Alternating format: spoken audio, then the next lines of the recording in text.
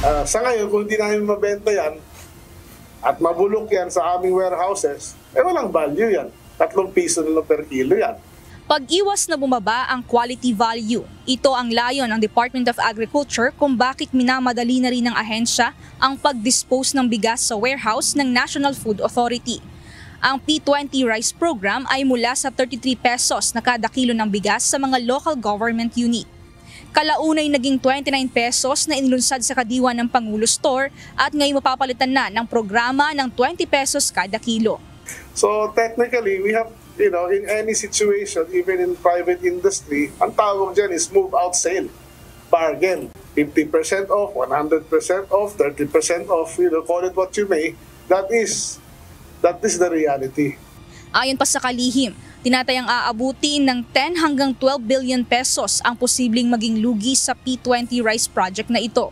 Subalit mas mainam na aniya ito kaysa mas bumaba pa sa 3 pesos per kilo ang maging value ng bigas o umabot sa kasukdulan na hindi na ito mapakinabangan kung tumagal pa at abutan ng pagkasira. Paliwanag din ni Secretary Laurel na pinag-ugatan rin ng P20 project na ito ay noong inilapit niya kay Pangulong Ferdinand Marcos Jr. ang nagiging problema sa mabagal na paglalabas ng bigas sa NFA warehouse. At a certain point in time na nagpa-update siya sa akin na, kamusta? Sabi ko, mabagal, matumal pa rin sir. Sabi niya, kung ganyan lang, ibenta mo na yan ng mura para lang ma-move out mo na yan. Sabi ko, parang napag-usapan in the discussion is, ibenta na natin ng 20 para tumakbo na yan. Kasi 32 na di ba? Para sigurado tumakbo, ibaba na natin. At syempre, kasama na rin doon siguro na masaserve na rin yung pangako, at least to try, di ba? So, yun ang nangyari.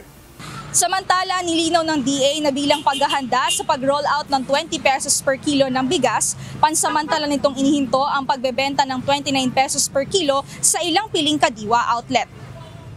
As I said, the original design of this is actually P20 ang original design ito from the start. But during that time nga, sa sobrang taas ng presyo na umaabot ang bigas na 60 peso, 64 peso, tapos ibibigay mo ng 20, di ba, ang layo eh.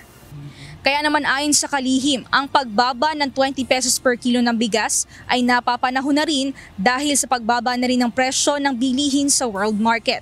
Ayon sa DA, kung hindi man pahintulutan ng COMELEC ang exemption ng launching ng P20 sa piling kadiwa ng Pangulo Outlet sa May 2, maaari naman nila itong ituloy pagkatapos ng halalan sa May 13.